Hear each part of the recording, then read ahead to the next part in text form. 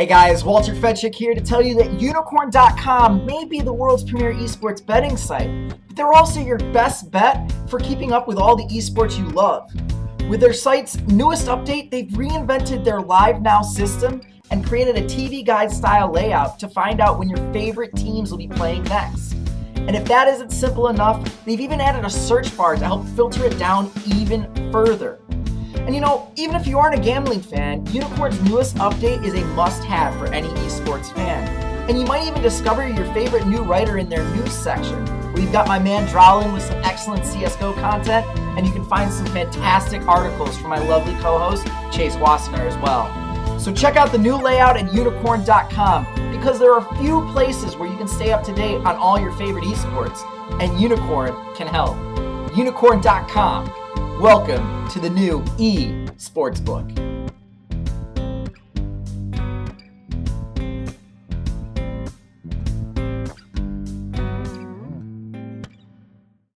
Hello, Internet. This is Chase RedShirtKing Wassenar, and welcome to the Guess the Lines podcast, North American LCS Quarterfinals edition. That is right. We are in the playoffs. Playoffs, yes, playoffs. And we're there, and it's so exciting. I love this time of year. This is when we see the great teams separate themselves from the good ones. There's so much on the line in North America, especially now that Phoenix 1 is not going to be able to use any of their circuit points from last split. There's a lot of potential seeding things that can get moved around, a lot of ways to, every one of these matches is really going to matter in that race for the second place bid from that second spot from the World Championship. And I can't think of anyone I'd rather talk playoffs with in North America than my good friend, co-host, and I suppose Guess the Lines champion, Walter Ceades Fedczuk. Walter, how you doing, man? You are goddamn right, the champion. That is correct. Welcome to the North American show. Yes, I'm really excited for the North American playoffs because I think that the teams that we have competing all can beat each other and can all be beaten by everyone else, with maybe the exception of one team. It's gonna be fun. This is probably parity wise the closest all these teams have kind of been. And I know that the inner TSM fanboy in me is going, what are you talking about? It's TSM. They're gonna make the finals. I'm like, yeah, no, duh, they're gonna make the finals. But I'm not super confident that TSM are gonna wipe through all this. It's going to be 3-0s, and they're going to be drinking tea on a ship in the Boston Harbor come Monday morning. I'm not guaranteeing that. I'm very intrigued because this is a lot of really interesting storylines, a lot of really interesting interactions of players. There is one team that I think was a really strong contender at the beginning of the split, and now I'm not so sure about them. I'm not so sure about them making Worlds. I'm not as confident in them as a squad as I was back in week one with the players that they had, hint, hint, hint.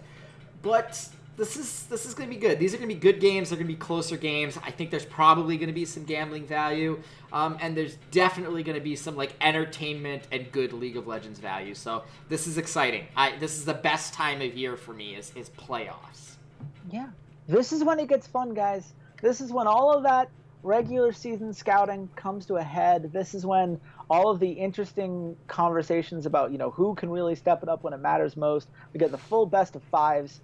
This is when it gets fun, and I am so excited to talk about these. But before we get there, Riot has released their NALCS All-Pro Awards. We knew that it was coming soon. We didn't realize it was this soon. We were hoping to record before it came out. But, such is life. The show does go on.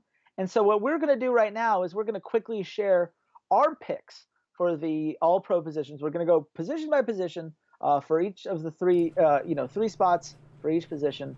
And then we're going to go coach of the split, rookie of the split, MVP. Those have not been revealed yet. So these are the ballots that they would have been if we had a ballot. Riot must have lost ours in the mail, and how we would have voted on those, as well as our votes coming up. So, Walter, top lane. Who you got? So first team All-Pro, I have Someday from Team Dignitas. Second team would be Flame from Immortals. And third team was really, I think, a toss-up between two players. So I'm going to go with my heart, and I'm going to say Hanser. Okay. I I said Flame first team. I know you're shocked that the Immortals fan Immortals gave it to fan. Flame on team 1. But he was such a great laner. I felt Sure. comfortable with that. Sunday, second team. Great player. I have Darshan third team. And that was my other choice. I really didn't think that Haunter had a great split. I thought that this was a very underwhelming split compared to what we saw from Haunter last split. Mhm. I don't know why. I did not consider him an all-pro player. He was not someone that I was really fighting to work into my list somehow. But to get second team from the all-pro voters was surprising to me. I feel like having such a heavy presence of like the players and coaching, like they make a large chunk of it. I think some of it just comes down to it's a popularity contest.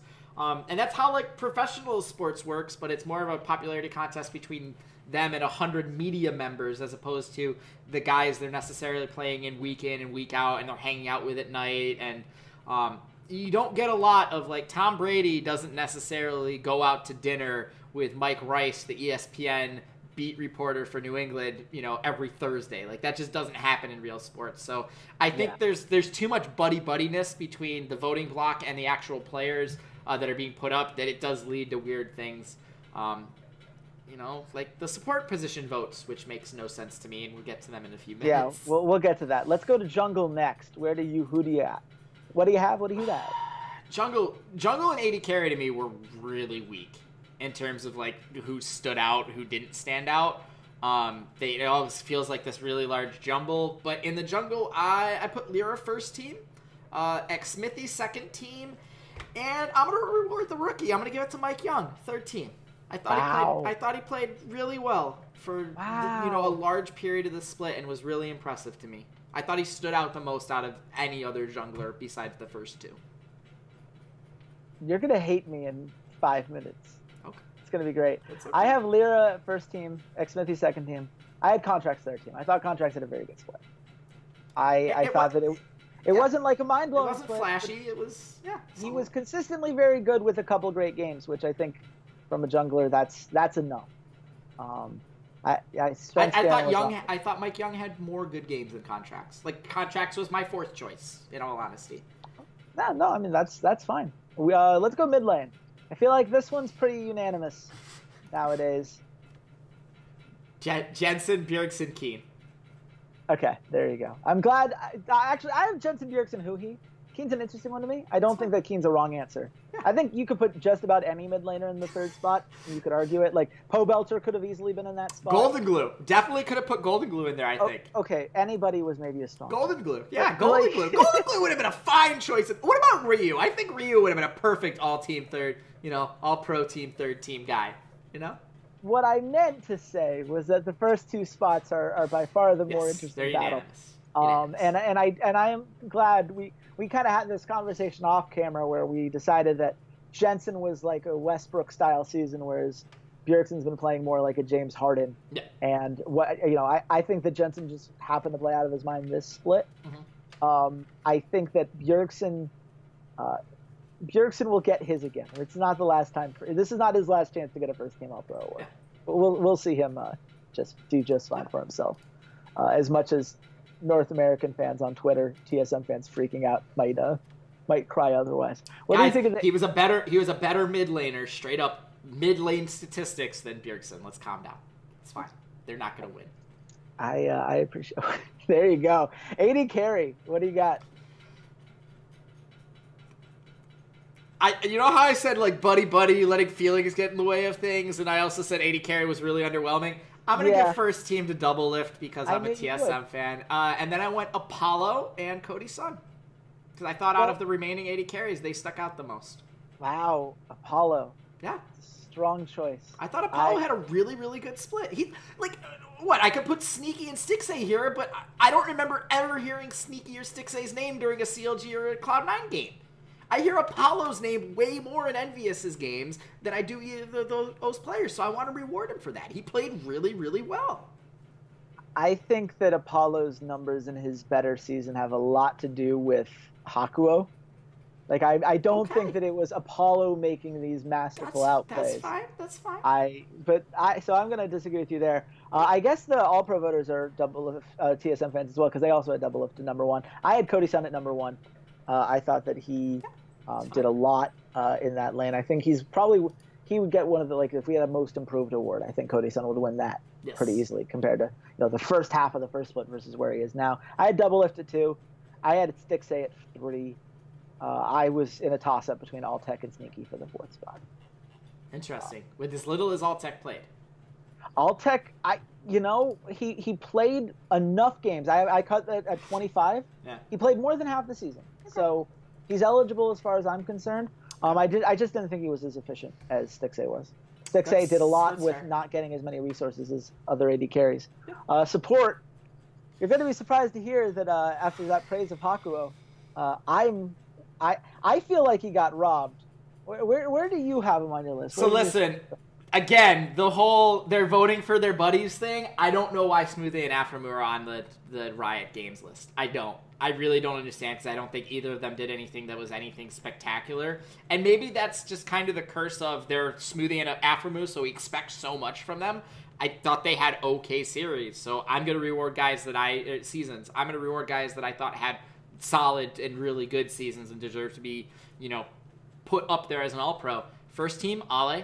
Thought he was absolutely fantastic. The rich man Kiwi kid. Biofrost. Okay. And then Hakuo is my third team guy because, like I said, if Ale is the rich man's Kiwi kid, Hakuo is like, if like rich man's support is Kiwi kid is like Bill Gates, then this is like Warren Buffett's support is Hakuo. Like that's the like wealth distribution there. So I thought both were really, really good, and I think Biofrost had a really good season too. See, I appreciate that, and the 5 other people listening to this who got that metaphor are really enjoying it as well. This is going to be surprising to people. I have Hakuo number 1. I thought Hakuo was the best laning support in North America, and when you think about having to elevate a guy like Apollo, I thought the degree of difficulty there was a little bit higher. So I have a lot of respect for what he did and his ability to make plays for that team. I have Smoothie number 2. I thought Smoothie had a very good season. I didn't think it was as good as last season, but I don't think many supports played as well as they did last season. Fair enough. And I had Biofrost 3. Always an honorable mention, which I know is going to surprise some people because I'm an Immortals fan. But here's the thing. Okay. Here's why I had to do that. Okay. Yeah, sure. Last split, I said that Hillisang was uneligible for a spot because he had too many deaths for it to go behind. There's a number at which it becomes a little silly that we're talking about the deaths and having them be an all-pro player. Ale died 123 times this split. It's not as much as of Aframu at 138. He should not have been near an all-pro ballot. I have no idea what was going on in that.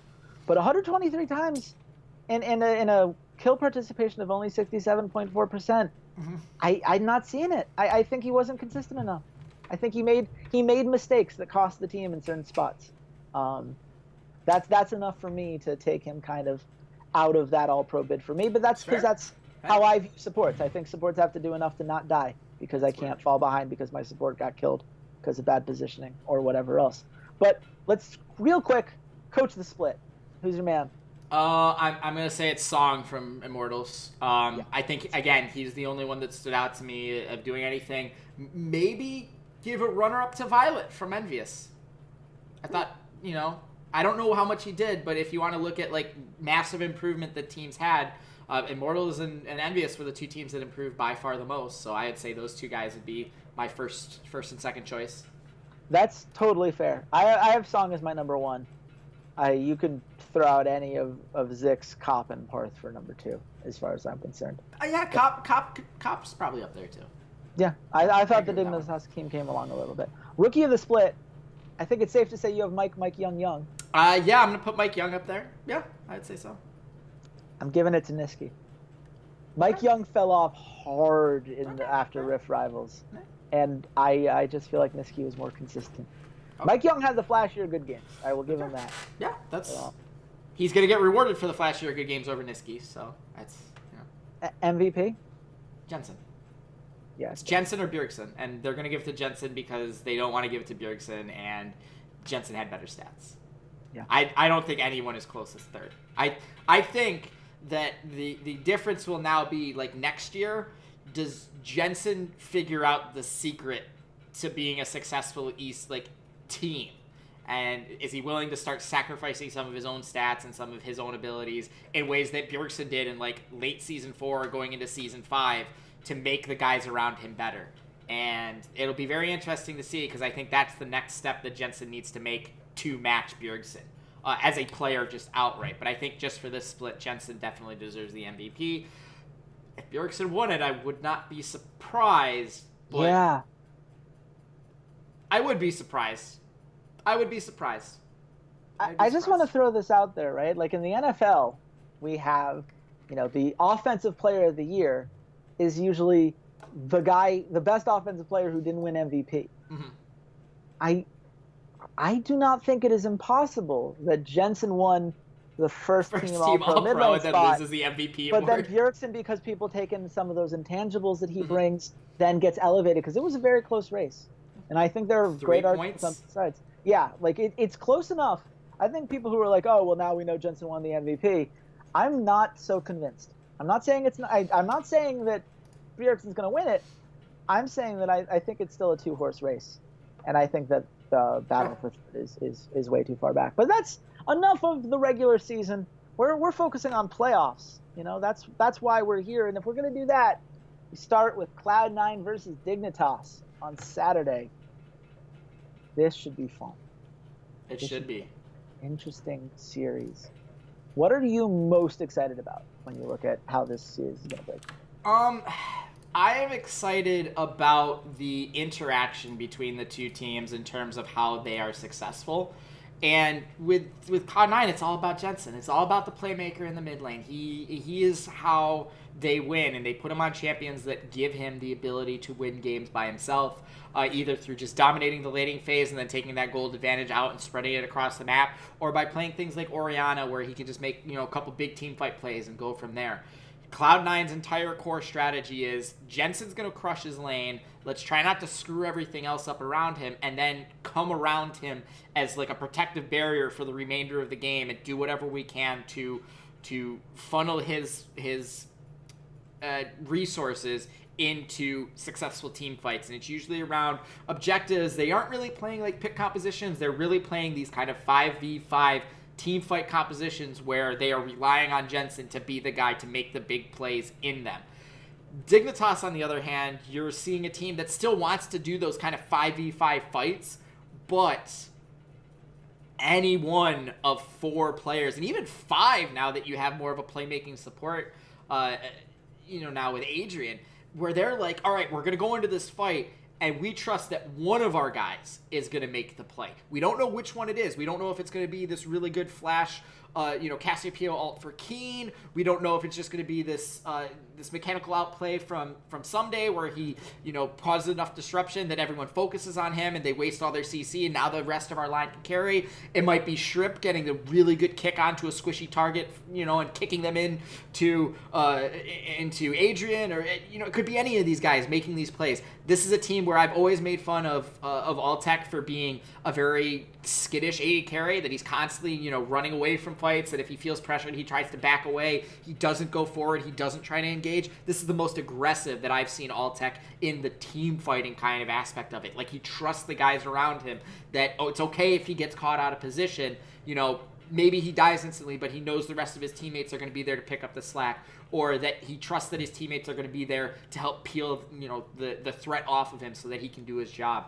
That's really what it comes down to, is one singular player and the team kind of, molding themselves around that one individual player, and a team of 5 guys that maybe they're the second or third best player on any other team, but here they don't have to be this, they can be a second or third best player and occasionally be the best guy on the Rift. And they can, sort of filter through all those roles and mix it all up. Kind of like in Dota, when, you got a guy like Sumail or Arteezy. They're both really, really good players, but sometimes one of them defers to the other because they're having a better game, and they trust the other person to, okay, you don't have all the golden experience, but here's what your job is going to be on your character. So do your job, let me do mine. And that's really what Dignitas is feels like a whole collective unit of 5 guys coming together to make each other better.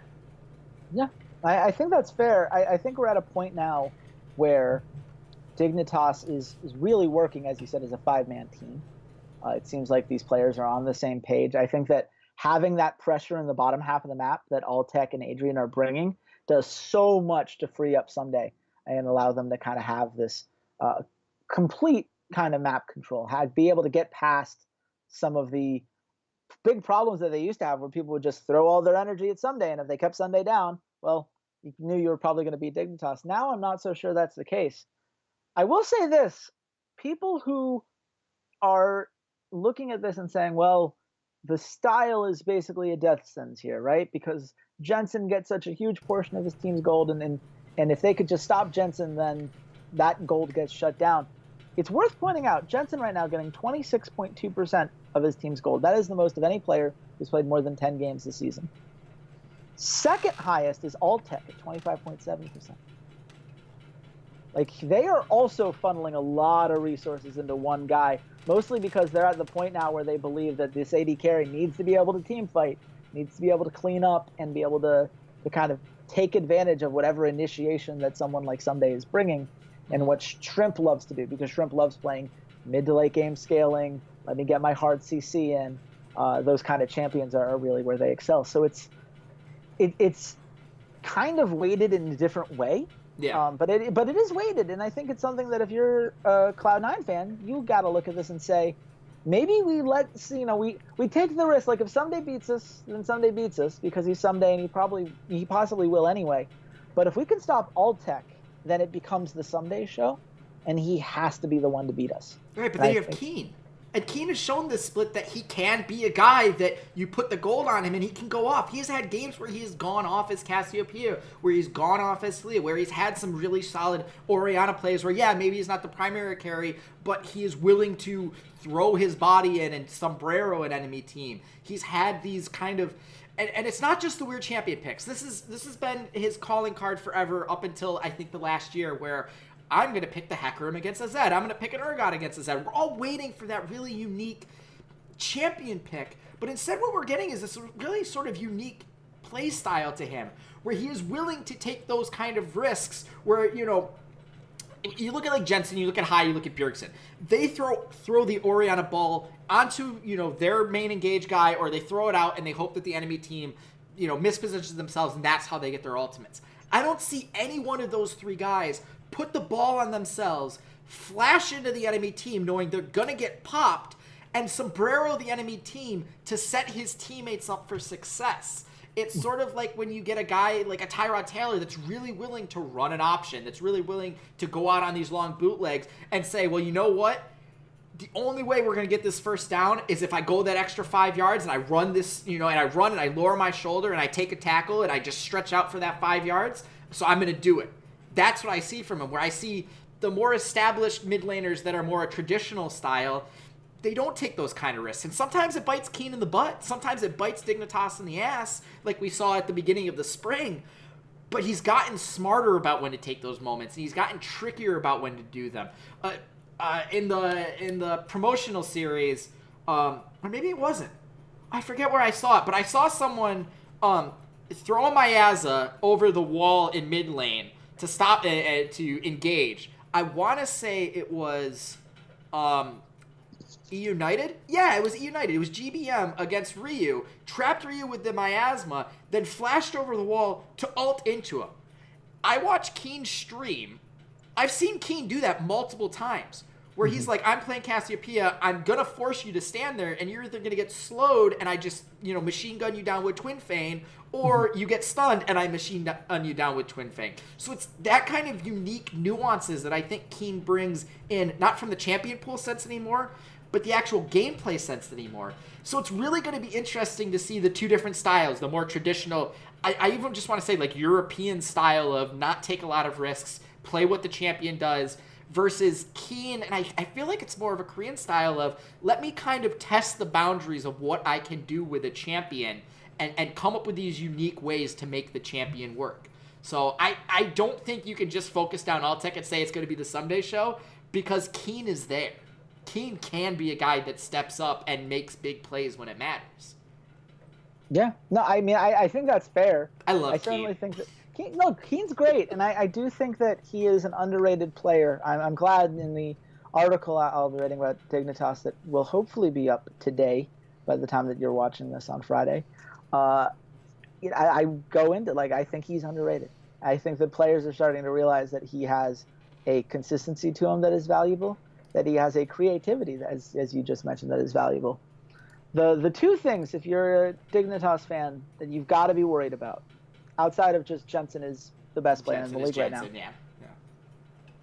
Cloud9 was the only team to beat you twice this whole season. You have winning records or tied records against every other team in the playoffs except for Dignitas. Okay. Or except for Cloud9, excuse me. Yep. And the second problem is Cloud9 has an early game rating of 59.0. That is the best in North America. Dignitas is 6th at 47.9. This is a problem. This is the thing. The weakness that we have had with Dignitas this entire time now is that they do not win lane very often.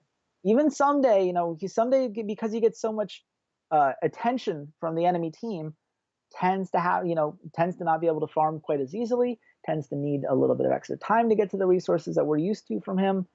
And when that happens, then you're in this weird spot where it's like, okay, well, what's our plan then? How are we getting past the early game? Is Altec going to just snowball a lane? He's been the guy that they've trusted to win lane so far this season. Right now, he's at 106 goal differential at 10. But it is very hard for them to keep up with the sheer power of the offense that we see from a Cloud9 where Smoothie likes to play aggressive, where Contracts has been more aggressive.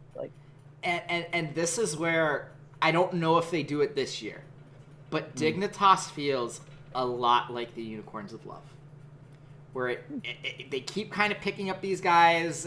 Unicorns of Love, they kept Hillisong, they kept Vizichachi forever, but they kept taking chances on these guys that other people weren't willing to, whether they were rookies that were playing in Turkey, whether they were cast-offs, guys that are playing in the LVP and haven't played on an LCS stage since Season 3 in Samux, Diamond Prox, Joko, all these kind of players. They're willing to take all these risks until they find that right five-man unit.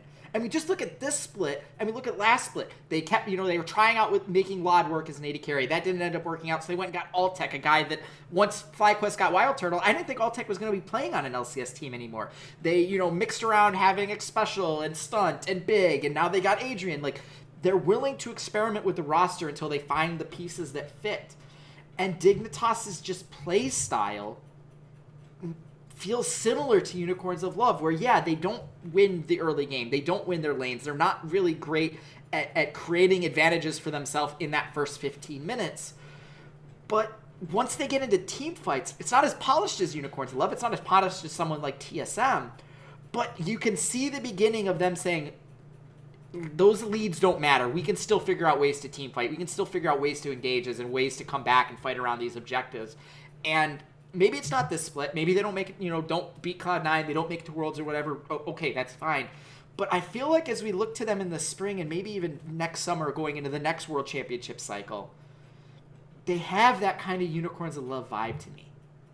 They just have it. The cop is this guy where we're not really sure that he's a really good coach. That just screams sheepy to me. And we're just waiting for them to have that moment of serenity and clarity where it all of a sudden makes sense. And it might not be this series, but there is a chance that they start to figure it out with this series. This is going to be a really, really good series to watch, of the opposing styles of one super duper star versus these five guys that are all coming together as a unit, after playing together for 25 games basically. Yeah, I think that's very fair. There certainly feels like there's a magic with this Dignitas team.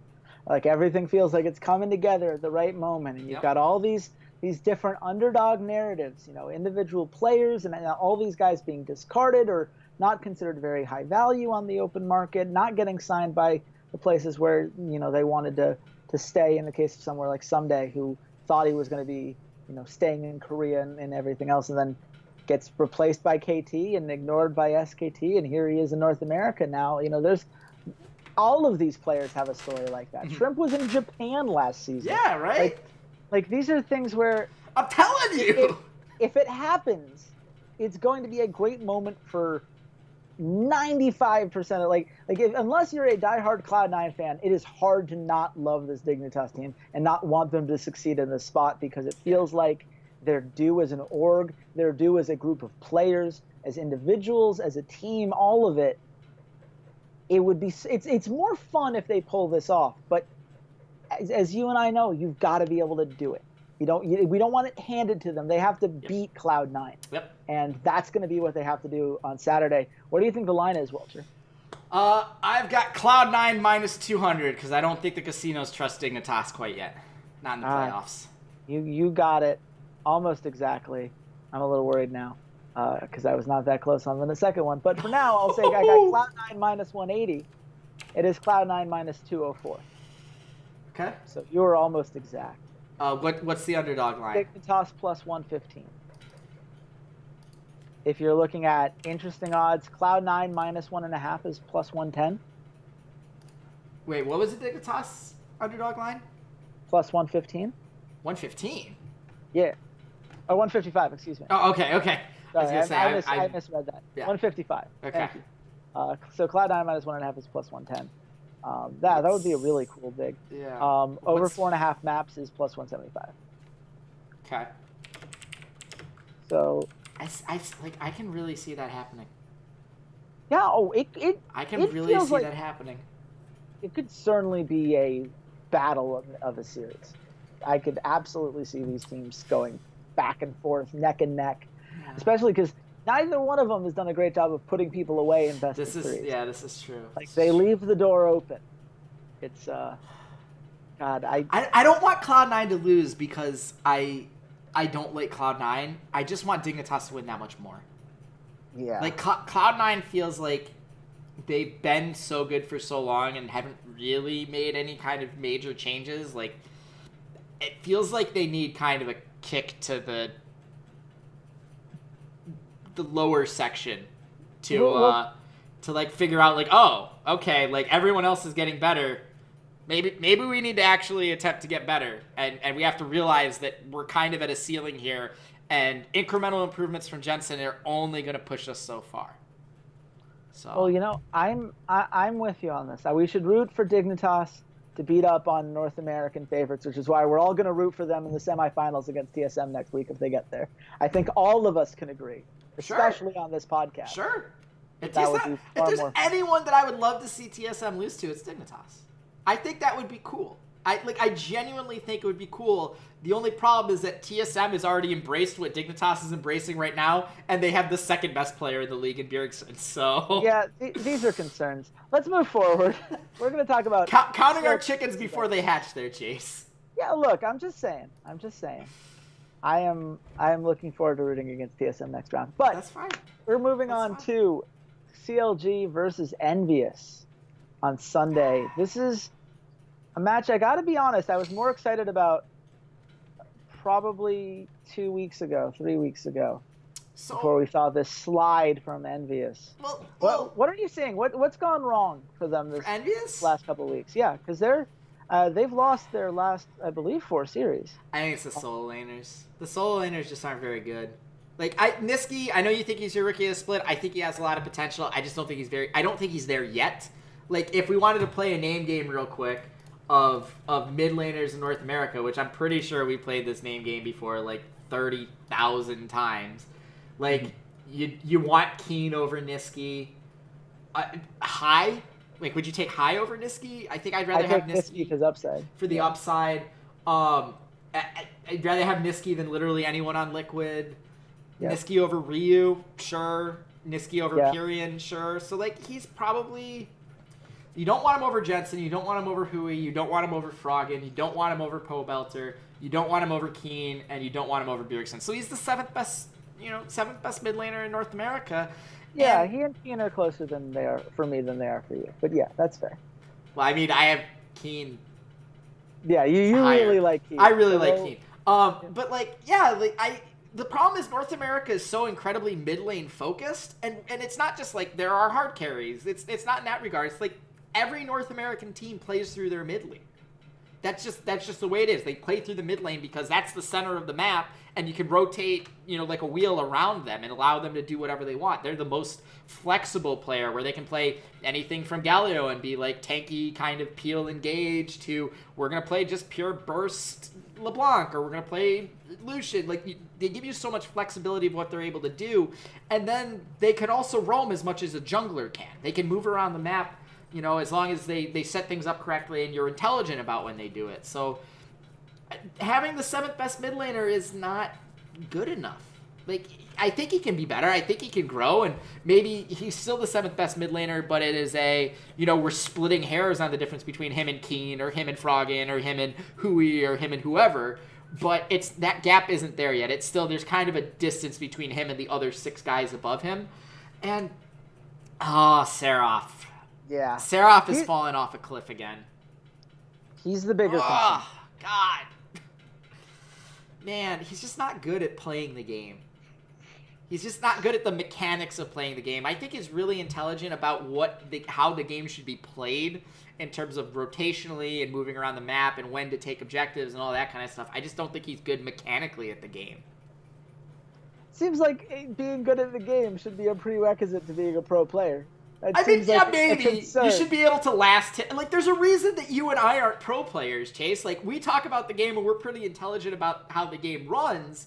But if you put us in practice mode and said, okay, Walter, you need to get 100 out of 113 minions before you're allowed to leave your chair, I'm probably dying here. Like, it's like the joke of like, on r/NBA, they had something like, how long would it take you to make 400 3-pointers? You don't get water, and like you can't leave the gym. It's just you, and you have to make 400 3-pointers. How quickly can you do it? And everyone's like, I'm gonna die in the gym. That's what's gonna happen. Like, that's the same thing. And I just feel like Seraph is not good enough mechanically anymore to be a professional League of Legends player, even in a region that's North America. Like, maybe he could go to some place like Japan and thrive, but I doubt it. And I doubt that's what he wants to do either. Yeah. It's funny because when you describe him like that, there's one guy who I can think of, and I think I'm hoping you're going to come with me on this. Do you remember a top laner that we used to criticize for being not very good at the game mechanically, but had a huge reputation for being an in-game leader, was seen as a communicator? All his teammates swore that he was a smart guy and rallied around him, and has now turned into a coach that has become pretty successful. He goes by the name of Joey Youngbuck. Good old Joey. God. Like, that's where we are, right? That's where we are with Seth. Yeah. Like, the gap between He's him the and Korean where we Joey want to Youngbuck. be. Yeah. Except the difference is that Youngbuck didn't complain about practicing. Wow. So that's kind of a concern as far as the ultimate path. I think he could be a coach if he got over his ego when it came to things like solo queue. But like, that's where we are. I'd rather have him on my coaching staff as an analyst than have him on the Rift every time. 100% of the time. He's not an LCS caliber top laner anymore. That's fair. And I just, at least with Joey, there was a happy ending. Poor Youngbuck. I'm calling him by our old nickname for him back when he wasn't very good. Joey I should give him the reference that he deserves nowadays. He's earned it. But it's the player was not a guy that was fun to root for. Walter, we do have to talk about the other side of it, because it's not just the fact that Envious has these fatal flaws. They are playing against CLG, and CLG should have the tools to win this series. What are you expecting to see from them? So remember that team that I mentioned in the intro about how I was really thought they were gonna be a strong contender, and then they made like a move and there's a player no longer on their team, and I guess they did well in week 9. That was CLG. Yeah. I'm not sold on swapping to a rookie jungler 2 weeks before the playoff starts and expecting it to be very successful. Like, I think they're probably going to beat Envious just because Darshan has been playing a lot better, and I think that's huge for them. He adds a level of unpredictability to them, and the fact that he can always just play something that's super split push heavy, and he does always in moments of great importance, he does always have something that he sort of pulls out, like Nasus against TSM. I remember that Nasus pick very well, and I still have nightmares over all of a sudden Darshan's playing Nasus. Oh God, the split push god is playing the split push god champion. Like, I'm waiting for that. I haven't seen that from him yet, and I just know in the playoffs they're going to have a moment where Darshan's like, so Aatrox can split push really, really well.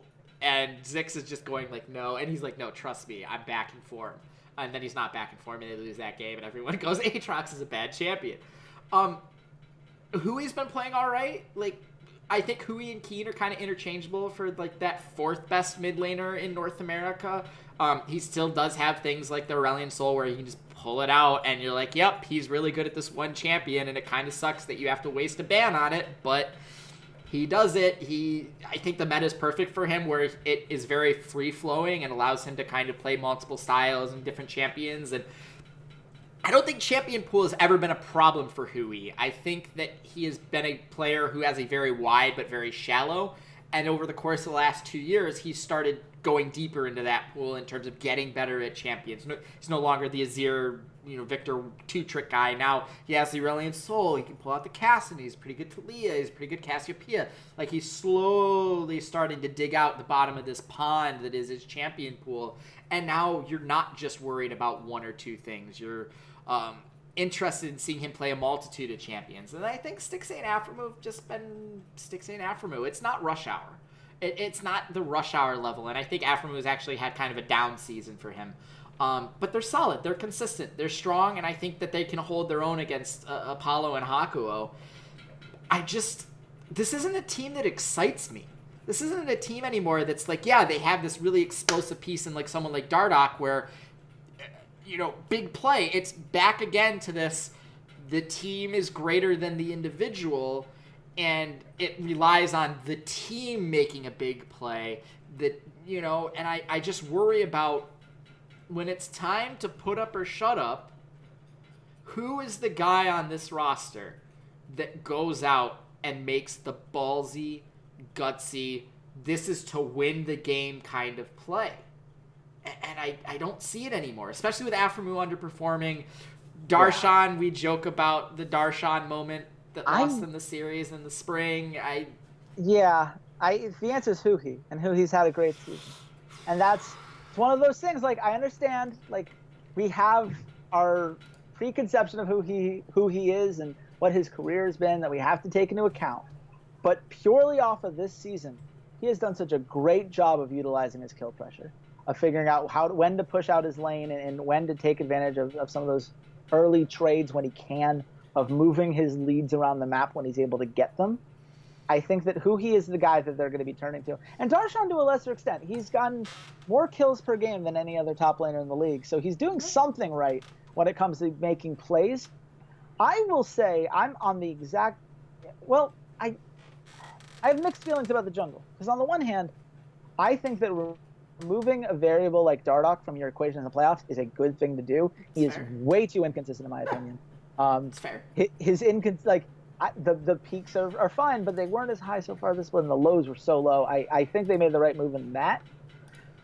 Omar God against Lyra just terrifies me. Omar God against any jungler that they're going to play scares me to death. Yeah, but particularly Lyra. Like, particularly the two-time All-Pro, once known as one of the best junglers in Korea, came in and took this envious team that was terrible last split. Like, he is a god of pathing and a god of all these, such a deep champion pool. Like, there's nothing you're going to force Lyra onto in which he's going to be uncomfortable. Meanwhile, Omar God, I'm still not sure what he plays after Gragas is banned. Like, I don't know. I feel like I should know by this point, and I don't know the answer. Olaf. What does he play? Olaf. Okay, that's true. He did play that a couple times. It wasn't great. Olaf. It's like Olaf, Gragas. I'm sure he plays Rek'Sai. I'm sure that they've worked on kind of fleshing out his champion pool. I feel like he's going to have a similar champion pool to Xmithie, where it's going to be like Sejuani, Gragas, Rek'Sai, Olaf. I mean, I think he can get there. I think he's only played 14 games on the big stage. Yes! And I haven't seen that depth yet. That concerns me. It's one of those things where I look at this series and I want to jump and say it's a 3-0 because I think that CLG are the better team and the better team should win. But there's just that moment where Lyra is going to put them in a spot. It's going to be competitive. They're not going to fade away softly into the night. They're going to make a fight about it. And I don't know if Omar God is able to keep up in that regard. And if he's not, can the rest of CLG make up for that deficit? I think over a 5-game series, I think the answer is yes. I don't think Envious wins the series. I don't know how they would without some significant leaps being made. But what I feel should be an easy 3-0 here is not going to be one because we have this rookie variable to kind of take into account. Oh, this is not going to... Whoa, you thought this was going to be an easy 3-0? I think this could be a 3-0. I absolutely think this could be a 3-0. No.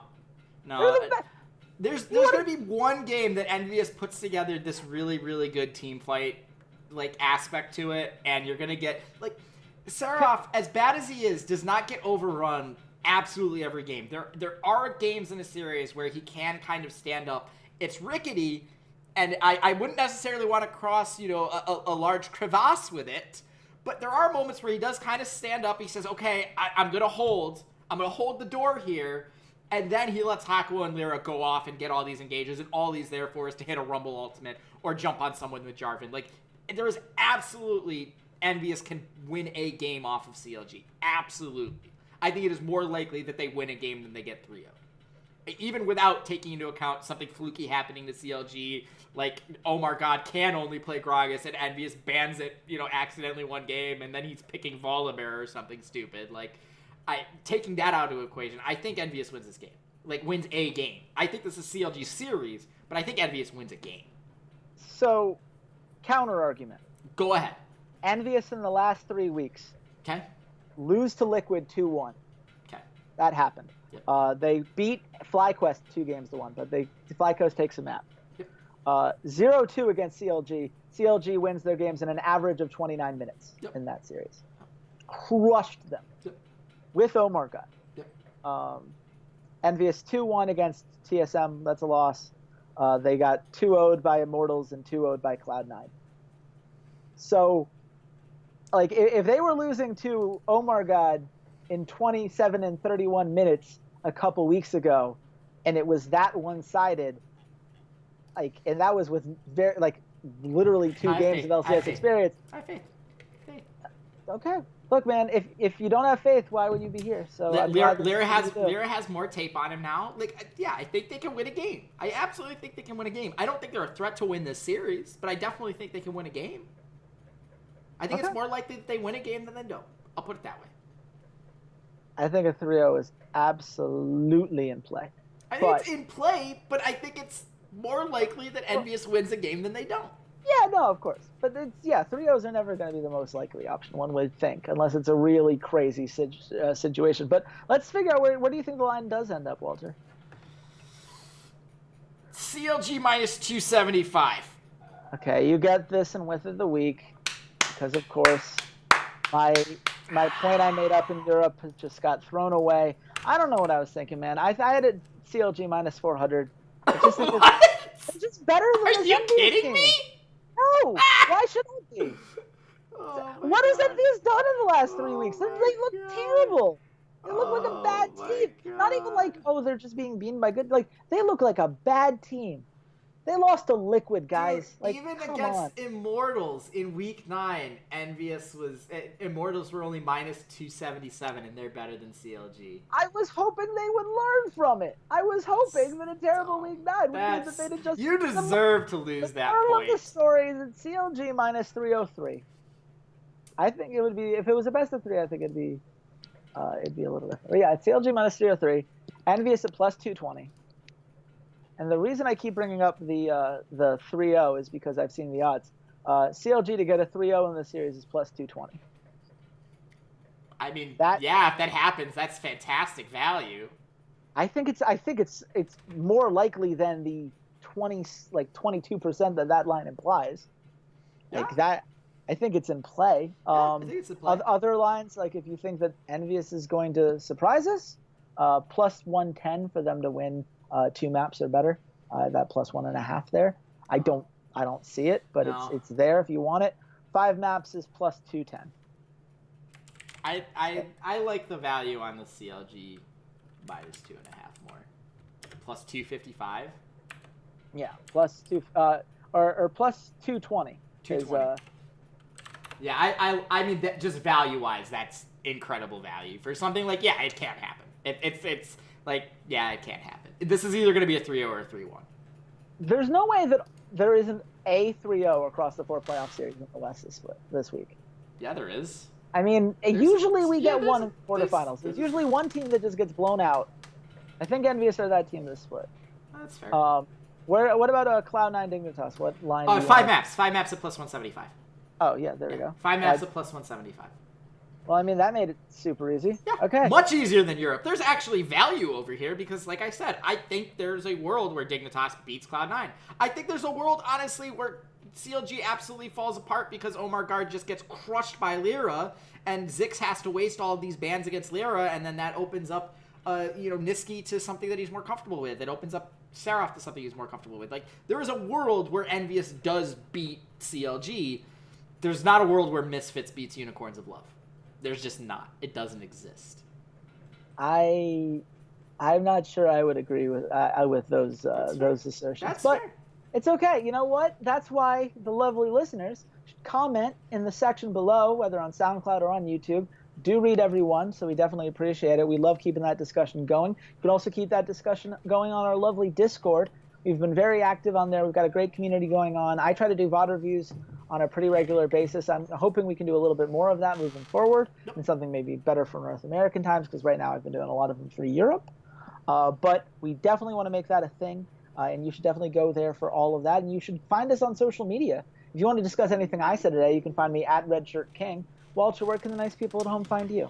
You guys can find me at Ceades_LOL. I'll be rooting for Dignitas this weekend, even though they might end up facing, TSM in the semifinals. I'm okay with that, and I'll say TSM fanboy Walter will be taking another week off. There's no reason for him to get all excited. Got to save it for the championship weekend in Boston. Man, that is the most TSM fan to be like, look, I don't even have to worry about getting excited about the semifinals. I just can't wait till the finals, because that's just how it's going to happen. I wish I could say I disagreed with you, but I will say that we'll be back next week. We're going to do North American, Europe guest lines, like always. Not sure exactly what days of the week those are going to come out. Definitely going to have at least 24 hours before those series start. Don't worry, we got your back on that. And we're going to hopefully do an episode with our EU LCS All-Pro votes, just because we'd like to get those out before the rest of the people vote. But until next time, goodbye, Internet.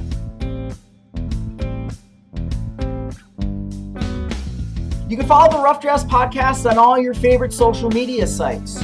Twitter @RoughDraftsPod, Facebook.com/RoughDraftsPod, SoundCloud.com/esportsroughdrafts, YouTube.com/Rough Drafts Podcast, as well as on iTunes by searching for the Rough Drafts Podcast. The Rough Drafts Podcast is supported by our lovely Patreons at patreon.com/RoughDraftsPod